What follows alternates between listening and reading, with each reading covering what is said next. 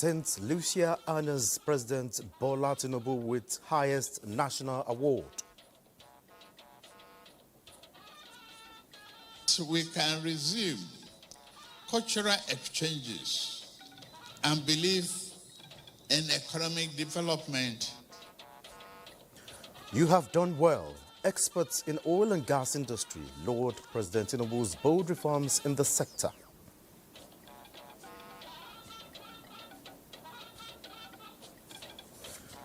Plus, the exit of an icon federal government delegation leads Nigerians to see Aminu Dantata slip in Medina.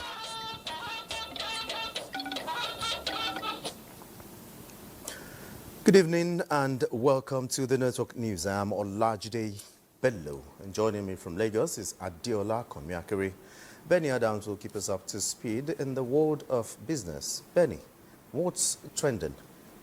Well, it's about the capital market, where new investors are smiling home with billions of naira, while the existing ones are not smiling too well as the market dipped on the very first day of the month. All right, many thanks, Benny. And on the sports segment, Bade Adele will be our guide. Bade, can you whet our appetite on what to expect in sports?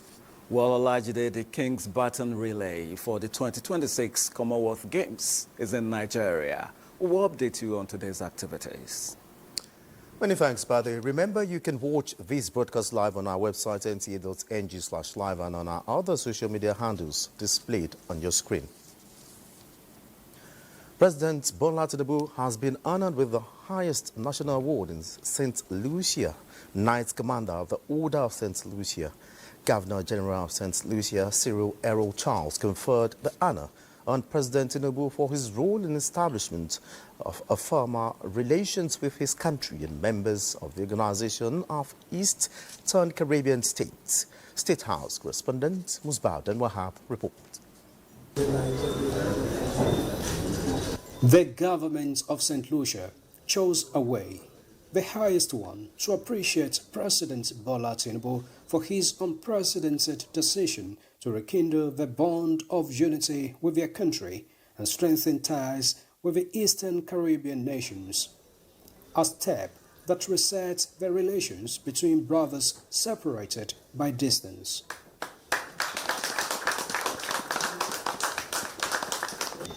Knights Commander of the Order of St. Lucia is the highest national honor in the land.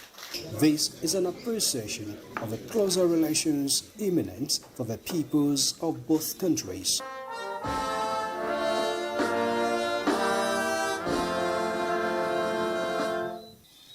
The black race is not a lazy race. It's a hard-working, honest people. Given the opportunity, we can excel. President Tinubu says the visa waiver, technical aid, and scholarship for students announced are not just promises but an expression of commitment to forge a mutually beneficial relations. Particularly to improve in our connectivity, to improve in our business opportunity, to be more creative in future together, to see that the yoke that is left behind our fathers by our forebears of separation is shortened, to see that we can resume cultural exchanges and believe in economic development. St. Lucia and the OECS, our heritage, part of our heritage lies in Africa. And we are proud of it, we want to develop it, and we want to ensure that the people of these two regions get closer together, because Africa and the region can be one and must be one. We are also proud to note that some of our famous nationals contributed to the development of your country in the early years of transition from colonial rule to independent sovereign power. And as the night falls on Mount Fortune, the leaders hope this step opens a new chapter of fortune to smile on their peoples.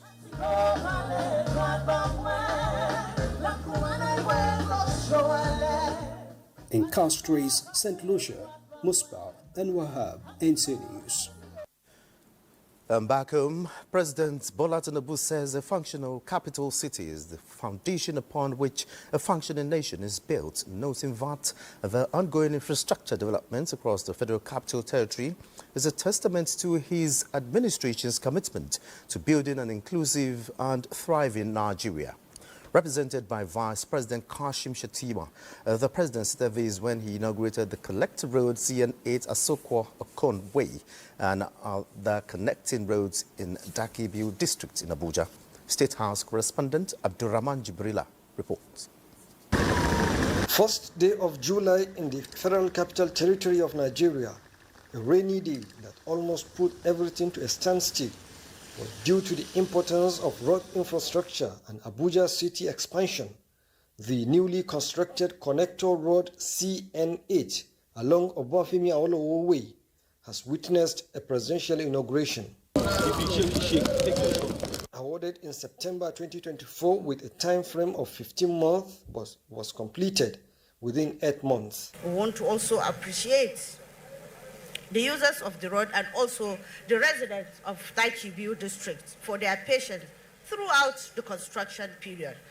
And our prayer is that this road that we are about to commission will ease movement, would also stimulate socio-economic growth of Dakibiu and FCT at large. The road is good now. When we wanted to find a land for the construction of the Abuja division of the Court of Appeal, and I was told by the Director of Lands that there was a space. I said, let me go and see the place. Your Excellency, you can't believe that as a city, we could have such terrible, horrible roads. And to the Federal Council, by our support, this contract was awarded last year, September, and we flagged it up October last year. Today, we are commissioning it. Connecting 4 districts in the FCT of Utako, Jabi, Wuye, and Dakibiu, providing good access to key public and private institutions. This is renewed hope poured into concrete and paved across kilometers. Distinguished ladies and gentlemen, our vision for Abuja is not limited to its glittering center. We are equally committed to its outskirts, to its margins, to its hidden corners where dreams often struggle to break. Every road we build, every bridge we complete, every community we connect is a prime step towards a more inclusive, more equitable Nigeria. This is part of the Renewed Hope initiative of the Tinubu administration, as promised, which falls within the completed landmark projects across the FCT to commemorate 2nd anniversary in office. In Abuja, Abraham Jibrila, NTA News. And to the National Assembly, the House of Representatives has asked the Federal Ministry of Finance to remit Nigeria's financial obligations to the Africa, Caribbean and Pacific Group of States, amounting to more than €1 million. This resolution was passed after a motion by Deputy Chief Whip Ayokunle Isiaka revealed that Nigeria is at risk of sanction from the international organization due to non-remittance. National Assembly correspondent Mitairi Ikpen reports. As a member of the Africa, Caribbean and Pacific Group of States, which facilitates development cooperation and trade, Nigeria is said to have accessed grants worth €1.7 billion from the organization over the last 2 decades. Lawmakers point out that Nigeria's failure to pay its outstanding dues to the organization may jeopardize future access to development grants. Such sanctions could undermine Nigeria's diplomatic standing and reduce our access to critical development resources and partnerships. This motion is referred to the Committees on Finance, National Planning, Interparliamentary, Debt and Loans Management for further legislative action. In separate motions, members alert the House of a resurgence of banditry in Niger and Kwara states, urging military intervention. Concerned that the same bandit were seen heavily armed and moving freely around the constituency with no resistance from any quarters. If security situation in Edumoro and the Patigi are not checked immediately, the loss of lives and properties will escalate. Among several bills that scaled second reading was Bill for an Act to establish the Federal University of Oil and Gas Technology, Igbokoda, Ondo State, sponsored by Representative Donald Ojogo. We do not have an oil-related institution at the tertiary level, and we need it, particularly in the southwestern part of Nigeria. Following a matter of personal explanation, President Tinubu was commended for assenting to the bill establishing the Federal Medical Center Owian Delta State and approving some federal projects for the benefit of Nigerians. Our own son, Professor Kingsley Akaba, has been appointed as the Pioneer Chief Medical Director of the FMC Owian. My people said thank you to Mr. President. The Asaba-Bini Dual Carriageway is being reconstructed. The Benin-Warri Dual Carriageway is being reconstructed, and my people are grateful. 4 bills were passed in plenary, including the Auctioneers Registration Council of Nigeria Establishment Bill. From the National Assembly, Mitaire Ikben, NTA News. The Senate has confirmed the appointment of Professor Dakasa, Senior Advocate of Nigeria, as the chairman of the Nigeria Law Reform Commission, as requested by President Tinubu. National Assembly correspondent Lami Ali has details of Tuesday's plenary. I approve the nomination of Professor Dakasa, C.J. Dakasa, Senior Advocate of Nigeria, as chairman. The confirmation was as recommended by the Senate Committee on Judiciary in the report it submitted to plenary after screening the nominees. Also confirmed for the Nigeria Law Reform Commission is Dr. Uchenna Okolocha. The appointments of the nominees satisfy the requirements of Section 2, Subsection 1 and 2 of the Nigerian Law Reform Commission Act 2022 and the Senate Standing Orders of 2023. We commend the President because most of the nominations that are coming before the Senate are suited for the governance of Nigeria. Senate has passed for second reading bill to establish Federal University of Education, ANKPA, in Kogi State, sponsored by Senator Issa Jibrin, and bill to establish Federal University of Technology, Odupani, in Cross River State, sponsored by Senator Asuko Ekpenyong. Upgrade the Kogi State College of Education, ANKPA, to Federal University of Education, ANKPA, to produce socially matured professional educators with capabilities to not only understand educational needs of Nigeria as a nation, but also to exploit existing educational infrastructure and improve on it and develop new ones. We need to know that the greatest investment that the nation can offer to its citizens is education. There are currently no federal universities of technology in the South-South region, and Cross River State has only one other federal university established over 50 years ago. Among bills that scaled first reading is bill seeking the establishment of Nigeria Institute of Social Media Analysis, as well as the Electric Vehicles Transition and Green Mobility Bill. From the National Assembly, Lami Ali, NTA.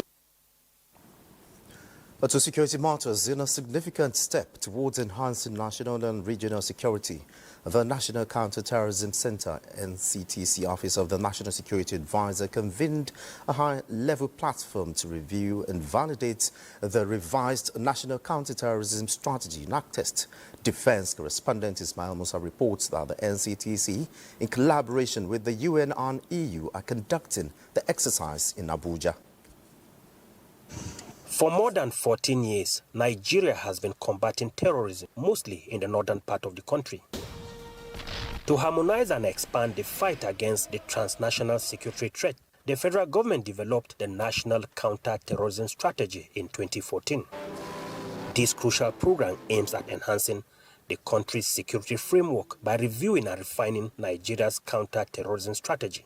The platform focuses on emerging trends, challenges, and best practices in combating terrorism. Given the dynamic and ever-evolving nature of the security landscape, it has become increasingly clear that a comprehensive review and update of this strategy is long overdue.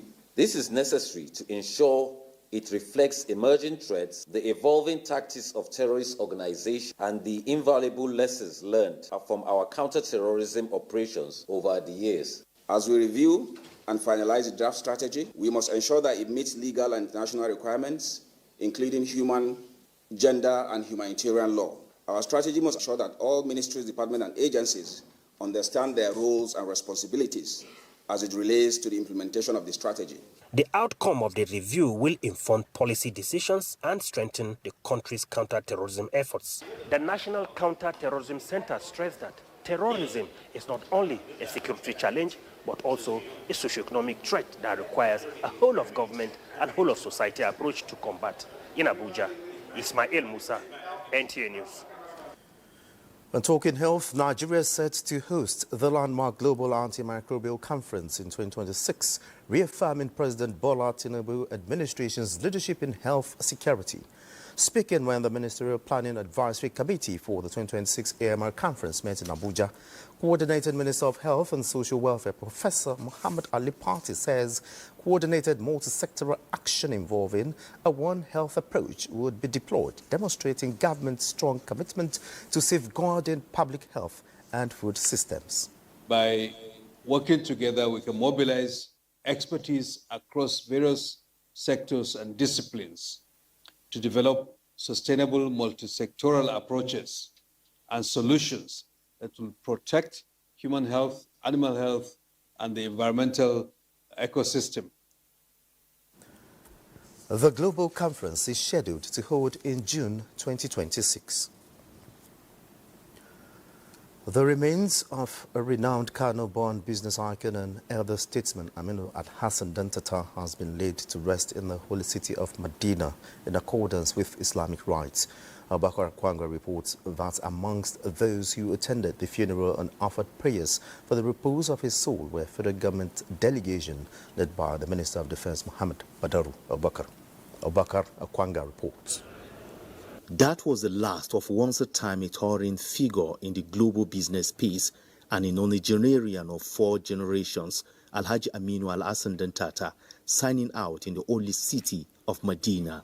Islamic scholars thereafter offered prayers for the repose of the soul of the philanthropist and a great business mogul who died last Saturday in Abu Dhabi. His son, Tajuddin Dantata, and nephew Aliko Dangote were also present to honor the late elder statesman. We really were very touched. We were very touched, and we write formally to thank His Excellency. I want to thank you for taking the trouble to be here before us, and write to extend our best wishes to the Almighty Allah continue to give our President good health, continue to guide him, continue to give us peace and prosperity in our country, Nigeria. Sympathizers gathered in their numbers across various divides to pay their last respect to the deceased, including the federal government delegation led by the Minister of Defense, Muhammad Badaru Abubakar. Others are Ministers of Information and National Orientation, Mohammed Idris, Attorney General and Minister of Justice, Lateef Fabemi, Minister of State, Housing and Urban Development, Yusuf Abdullahi Atta, and Director, Internal Security Office of the National Security Advisor, Hassan Abdullahi. While the Kano State delegation was led by Governor Habba Kabir Yusuf, Jigawa Governor Nambadi Sambu, and Emir Muhammadu Sanusi II, and Aminu Adobayero, and officials of Nigeria's embassy in Saudi Arabia, late Aminu Al-Hassan Dantata was buried in Medina in fulfillment of his will. Abubakar Akwanga, NTA News. You're watching the Network News. More reports when we return.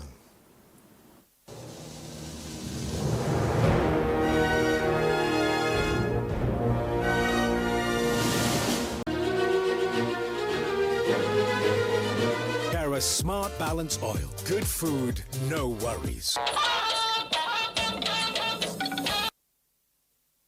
Thanks for being there. Now, over now to Benny Adams for the business news. Benny? Nigeria's federal government, represented by the Minister of Industry, Senator John Owen Eno, addressed the 53rd session of the UNIDO Industrial Development Board in Vienna, Switzerland, emphasizing the nation's smooth economic transition. The core message highlights the strategic shift from planning to tangible performance, focusing on converting frameworks into operational factories and declarations into concrete delivery. This commitment, the minister says, underscores by recent launch of the Industrial Work Group. The group, minister says, is focused on energy security and infrastructure development, affordable long-term finance and incentives, in addition to providing accessible, sustainable finance support for industrial endeavors. To support these initiatives, Nigeria is seeking UNIDO's technical expertise in areas of policy-driven research and data systems, skills and knowledge transfer, in addition to facilitating the exchange of expertise and best practices. Other areas of interest includes digitized regulatory reforms, inclusive industrial zones for women and youth, as well as ensuring global market readiness for local products. And now, still talking investment, the Federal Ministry of Industry, Trade and Investment says it is working to actualize more than $50 billion worth of investment pledges into the country. But beyond the headlines, stakeholders in the investment ecosystem commit to ensuring investment opportunities are harnessed for economic growth. We have to push, but the most important thing, whether it be from the federal, judicial, or legislative, is to have that sincere political will to achieve our goal. Most importantly, not everyone can be attracting the same types of investment. Each region and state is different. They need to understand that, be able to leverage those assets and secure and target the right investors. If we work with the domestic investors, if they're happy and they're well looked after, they automatically do half the work for us. They become our ambassadors. So we're actively working with them. Nigeria is strongly agrarian. We have a big competitive advantage there. We are strong in solid minerals. So Africa is your market under the AFCFTA. Whether it is infrastructure, it is agriculture, it is energy or manufacturing, the enabling environment that determines its success or failure is local. And looking at the equities market, the market closed bearish on the first day of the month despite bullish sentiments, extending the dip seen in the previous trading sessions as investors' wealth tumbled about 150.25 billion naira. A total of 527 million shares in 21,546 deals, corresponding to a market value of 11.255 billion were traded. Today's data shows 63% decline in volume, 74% decline in turnover, and 40% decline in deals, while the market capitalization is 75.8 trillion naira. On the aggregate, 129 listed equities participated in trading, ending with 47 gainers and 23 losers. Looking at the board, we have UPL as top losers, SCOA on the second spot, and Thomas Way losing 1 naira 70 kobo. And on the top trades, we can see Ella Legs having traded as 46 million volume of shares were valued at 385.1 billion. On the second spot is UPDC, and on the third spot is Univinsure. This is it on business at this time. Olajide, you can take it from here. Many thanks, Benny. It's always a pleasure doing business with you. The Jigawa state government says it remains unwavering in its resolve to create a more investor-friendly environment that will attract both local and international investment into the state. The state deputy governor and chairman of the Jigawa Investment Promotion Agency, Aminu Usman, outlined key strategies being implemented under the leadership of Governor Umar Namadi to boost investor confidence. Muhammad Musa Askira tells us more. These strategies include leveraging the state's enduring peace, untapped economic potential, and transparent governance culture. Engineer Usman noted that Jigawa's strong ranking on the National Ease of Doing Business Index is no coincidence. It reflects the administration's commitments to openness, accountability, and a deliberate efforts to simplify business operations across all sectors. The event, jointly organized by the Jigawa state government through the State Action on Business Enabling Reforms in partnership with the Presidential Enabling Business Environment Council, drew participants from the business community, civil society organizations, and government institutions. We are trying to create a lot of ways to help our business people within the state. The state government has already put in almost about 4 billion into a bank whereby all the individuals or the business, our business oriented people can apply. We want to hear from our business community and our investors. And this forum has given them the opportunity to come out and share their complaints around business environment issues. Participants commended the state's consistent progress in removing bureaucratic bottlenecks, streamlining regulatory processes, and promoting public-private partnership as part of the ongoing reforms. With these renewed strategies, the Jigawa state government is positioning itself as a top-tier investment destination in Nigeria. From Dutse, Muhammad Musa Askira, NTA News. And to the oil and gas sector, industry leaders at the 24th Energy Week in Abuja have hailed President Bola Tinubu's bold oil and gas reforms as a transformative milestone for Nigeria's energy future. They said the reforms anchored on the effective implementation of the Petroleum Industry Act, PIA, and the new performance-driven tax incentive framework is restoring investor confidence and boosting crude oil production energy. Energy correspondent Lydia Sampson reports. Nigeria and the African continent are facing the dual challenge of expanding energy production while transitioning to sustainable, diversified energy sources. Navigating this path, industry players believe must be premised on deepening investment, partnerships and innovation to drive Africa's energy transformation. OPEC will continue to prioritize partnerships in order to secure a balanced and stable oil market, including through the Declaration of Cooperation and the Charter of Cooperation. Confidence has returned to the oil industry, and that is why investments are coming in. We must also ensure sustainability. The world is transitioning, but the pace, structure, and timing of that transition must be context-specific. Group Chief Executive Officer NNPC Limited, Bashir Bayo Ojulari, disclosed that for the first time in a long while, Nigeria enjoyed 100% crude oil pipeline availability throughout June 2025. Thanks to the reform brought about by the Petroleum Industry Act, we now have a regulatory and fiscal environment that is clear, stable, and investment-friendly. Nigeria is your dependable partner, commercially focused, aligned with global standards. For Abdul Razak Issa, Chairman, Independent Petroleum Producers Group, all their requirements were met by President Bola Tinubu, leading to the acceleration of the implementation of the Petroleum Industry Act. They believe ongoing reforms, which also emphasize indigenous capacity development and enhance security for critical infrastructure, will position Nigeria as a competitive and responsible oil producer on the global stage. In Abuja, Lydia Sampson, NTA News. And away from the oil and gas sector, the National Agency for Science and Engineering Infrastructure, NASENI, has unveiled its strategic partnership with the Abuja Technology Village ATV Free Zone to develop 300 hectares of land dedicated to innovation-driven manufacturing plants to boost the nation's economy. Justin Bemoyi reports. The National Agency for Science and Engineering Infrastructure, NASENI, is joining forces with the Abuja Technology Village Free Zone to turn 300 hectares of land into a cutting-edge hub for factories, innovation labs, and high-tech production plants.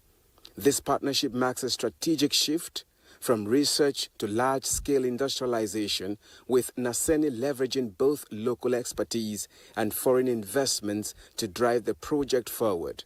So mostly you're looking at renewables, and other fast-moving consumer goods. But our primary target at the moment is renewable products, which means batteries, panels, electric vehicle, and so on and so forth. The Abuja Technology Village, ATV, established in 2009 as Nigeria's first dedicated tech special economic zone, will provide the ideal ecosystem for this ambitious plan. With infrastructure tailored for tech companies and startups, ATV's role is critical in positioning Nigeria as a global player in innovation and manufacturing. Naseni's executive vice chairman reaffirmed the agency's commitment, stating, "This collaboration is not just about buildings. It's about jobs, skills, and a self-reliant Nigeria, and the numbers speak volumes.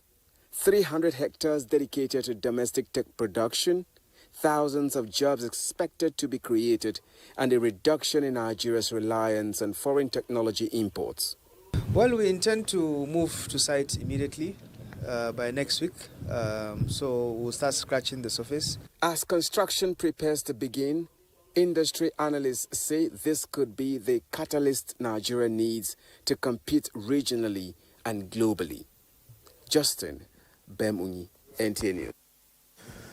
A former senior special assistant on media and publicity to the President, Garba Shehu, has captured reflections on some personal and official engagements of the immediate past President Muhammadu Buhari in a 10-chapter and 260 pages book titled, According to the President, Lessons from Presidential Spokesperson. The author was speaking during a press conference to herald the formal unveiling of the book, built for July 9, 2025. Abubakar Akwanga reports. This is Malan Garba Shehu, and he has been in the media space for many decades and still counting. His career spanned over 2 civilian administrations at the presidential villa, where the sole mandate was speaking for the president. His experiences were mainly through making public speech, issuing statements, and defending the government. But these duties are about to be transformed into a book to inspire and aspire younger generations in journalism and public relations. Communication problems were identified and communications solutions offered to them, and how we treated a sample of criticism and the press releases that we did. The book, titled According to the President, Lessons from Presidential Spokesperson, did justice to former President Muhammadu Buhari as a leader who came to government with his integrity and left with it intact, which was evident in many of the quality decisions he took, including his simple and admirable lifestyle. It is not in doubt that President Muhammadu Buhari brought the country to a new pinnacle in the overall effort to lay the foundation for a strong and self-reliant and, of course, united Nigeria. Marlon Shehu recalled with nostalgia many personal encounters and criticism that shaped him and changed his perspective as one with a twin career at the State House, both at the presidential and vice presidential wings, and said the only way to make his work famous was with documented materials which would leave an indelible imprint on the sand of time. In Abuja, Abubakar Akwanga, NTA News. Let's now join Adiola in Lagos for stories trending from the Center of Excellence. Good evening, Adiola. Over to you. Efforts to completely eradicate river blindness in Nigeria by 2030 is yielding positive outcomes, with 10 states already recording successes, disrupting the transmission of the disease. This is the assertion of researchers from the Nigerian Institute of Medical Research, NIMA. Hengino John Adams will tell us more. The microfilariae, which is the larval form of the adult worm, moves around in blood, and they get into the eyes, affect the outer part of the eye, which can result in cloudiness. And you can also find some bumps there. Some of the health challenges that come with onchocerciasis, also known as river blindness.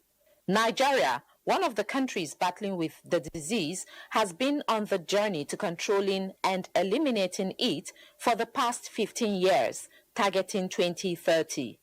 So far, about 37 million people have been taken off treatment in areas that transmission is interrupted, and the federal government, through the nation's Apex Medical Research Institute, is committed to maintaining the tempo to ensure its total elimination. For communities where treatment has been going on for the past more than 15 years now, children 5 to less than 10 years are actually the targets now, because it is believed that if actually the drug has been effective, children 5 to less than 9 years will not be carrying the infection.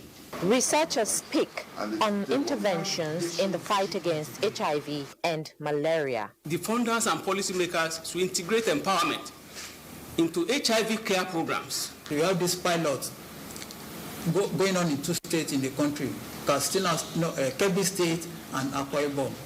So this is the malaria vaccine is being transferred in these 2 states. Medical researchers believe with adequate enlightenment, many battles against ailments in Nigeria will be won. In Lagos, Hinginu, John Adams, NTA News. And still talking health. Across Nigeria and globally, mental health is increasingly entering public conversations. Despite this trend, men are still less inclined to speak up, seek support, and even acknowledge they are struggling. Awal Yusuf Jibo explores the hidden battles many men fight every day, cultural expectations that silence them, and the urgent need for society to listen. He is a provider, a protector, and a pillar of strength. But what happens when the hero without cape begins to crack under pressure quietly? Many may not notice until it is too late. And in a world where vulnerability is seen as weakness, most men face this change and in silence. Mostly, I go through a lot as a man, as a family man. But sometimes, if I want to vent them out, I don't want to get angry at someone. I go to a secluded place. I do cry. I cry out my heart. Well, it's then at that point in time it is between me and God. And when I'm done, I come into the open and I will smile. A recent global study by the World Health Organization shows that men are 3 to 4 times more likely to die by suicide than women.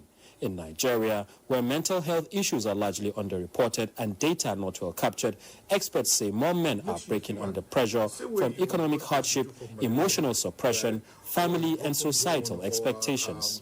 From a young age, there are instances where I've seen where a father is talking to a child, a 3-year-old child, and telling the child that you are a man, stop crying, and that literally conditions that child to not complain even when they need the help. Although the conversation around mental health is gradually gaining attention and evolving, experts say the need for awareness has never been more urgent. It's okay to show vulnerability. It's okay to show some weakness.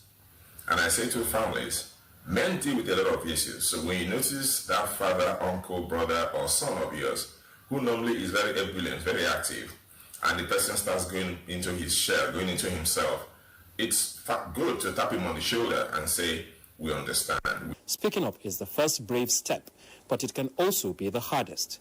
And until the society normalizes mental health conversations for men, many will continue to suffer in silence. And those are the reports from Lagos. It's time to take another break, and when we return, Olajide will be back with more news.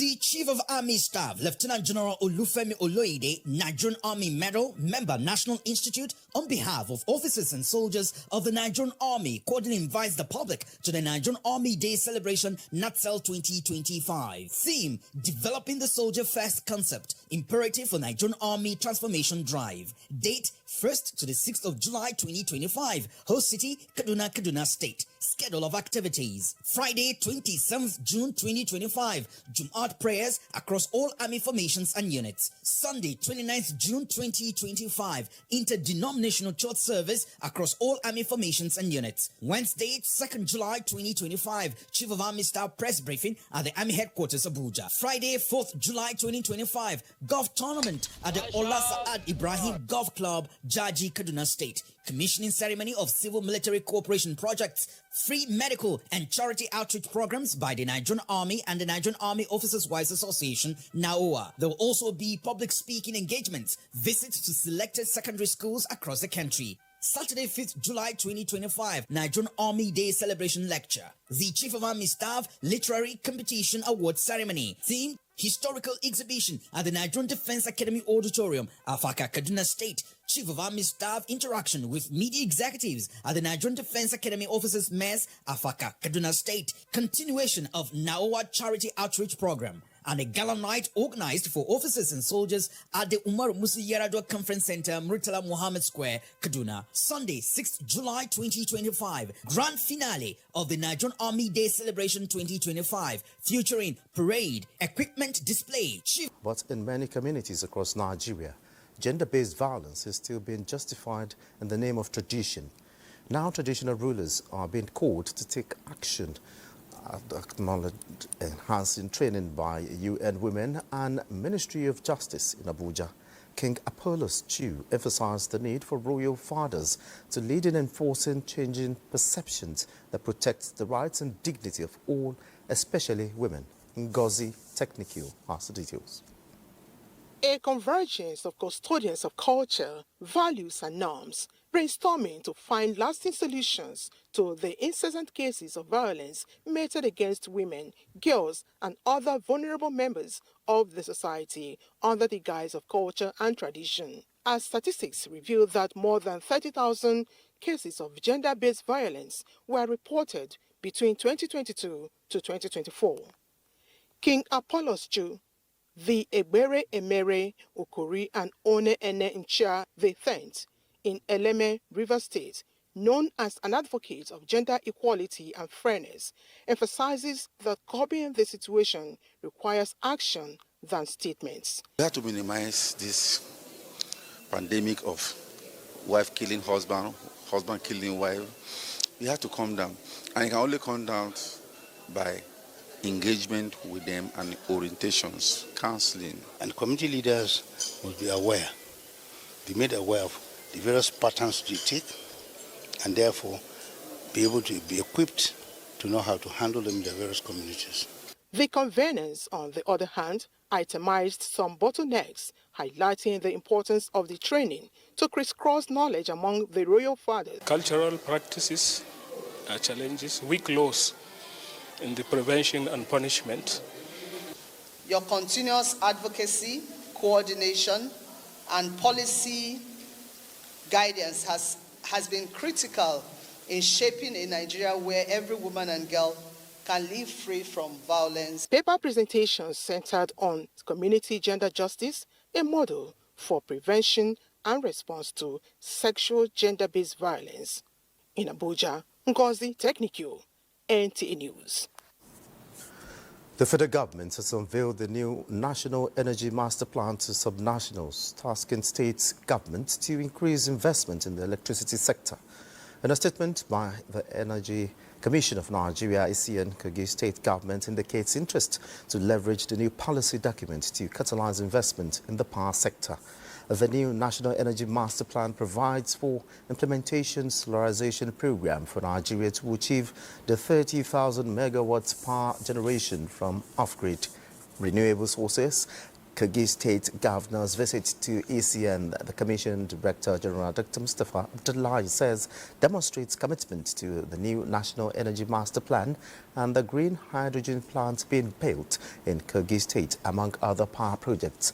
The National Energy Master Plan, developed by the Energy Commission of Nigeria, was recently approved by the Federal Executive Council as Nigeria's energy document of action. Another break beckons. The news continues in a moment. Don't go anywhere.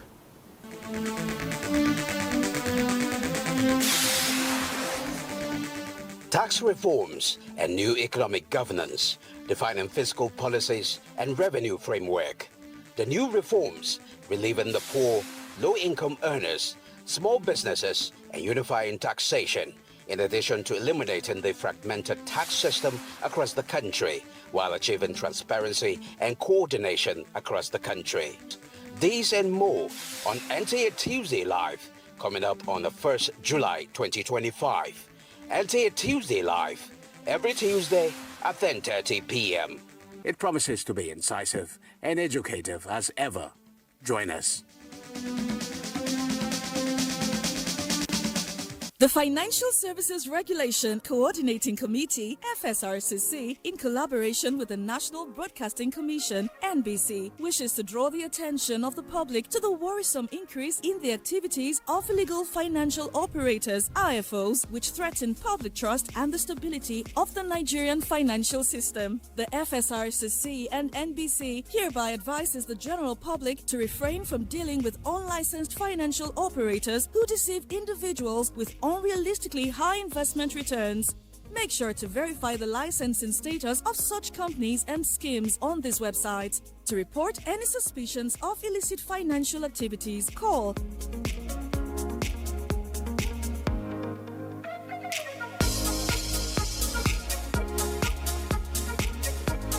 Let's work together to uphold the integrity of Nigeria's financial system. Announcer, FSRCC.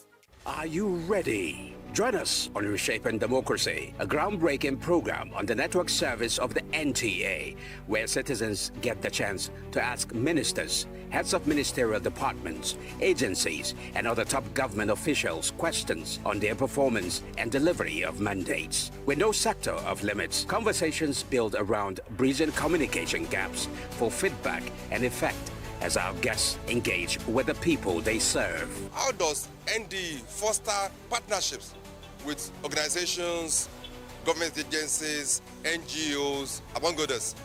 As our leaders give account to citizens' inquiries on good governance, tune in to Reshaping Democracy, a creative concept coming up every Tuesday evening at 10:05 p.m. This is Reshaping Democracy.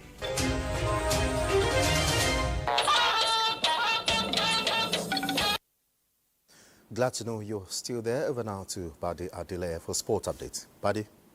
Thanks, Olajide. Let's let you know that the attention of the Commonwealth sports community is on Nigeria as the 2026 Commonwealth Games Kings Baton Relay makes its tour of the country. At a symbolic event on Tuesday, President Bola Tinubu, represented by the Secretary to the Government of the Federation, George Akume, assured of Nigeria's commitment to the Commonwealth sports movement as Nigeria targets an improved outing at the 2026 Games in Glasgow, Scotland, and the future hosting of the Games, having expressed interest in the hosting of the 2030 Games. Let us embrace this moment with enthusiasm and pride. Let the King's Baton Relay be a powerful prelude to an even more successful outing for Team Nigeria at the Glasgow 2026 Commonwealth Games. All these competitions, our sporting federation are attending all over the world. It's part of preparations to get them ready for the Commonwealth Games, of course. And to that end, we started the Athlete Grant. The Athlete Grant is focused on actually preparing our teams. Yes, we are training before, now we have to do more because the time now is very close. Before, we don't have it so good like this. And that's a collaboration. And anywhere you see the Sports Commission, you will see the Ministry of Youth. Moving on, grassroots sports has often been described as the bedrock of sports development in any clime. To this end, former Nigeria Basketball International Ejike Ugboaja has been organizing grassroots basketball training exercise at the Package B section of the Moshood Abiola National Stadium in Abuja for young secondary school students between age 15 and 18. The initiative, which also offers career opportunities, he says, is to complement government's efforts.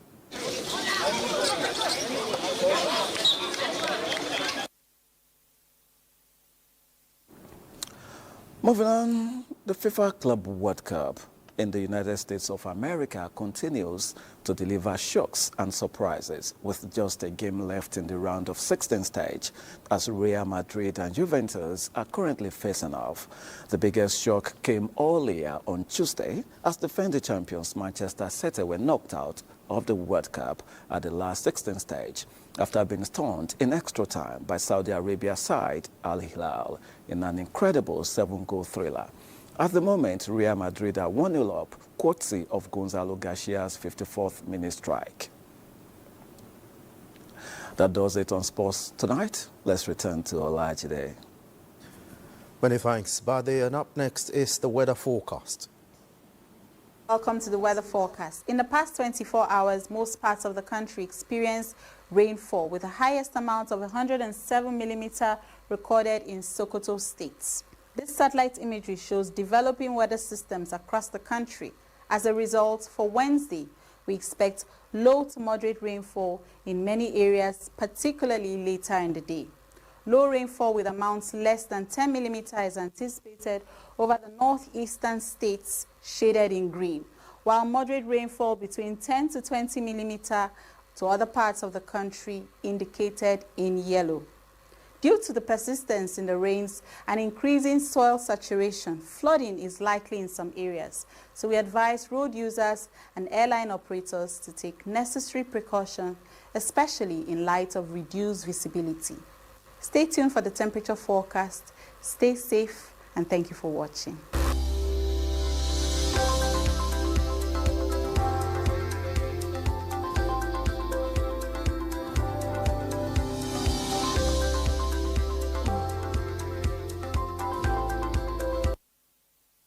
And that's it on the Network News. Many thanks for being a part of it. I'm Olajide Bello.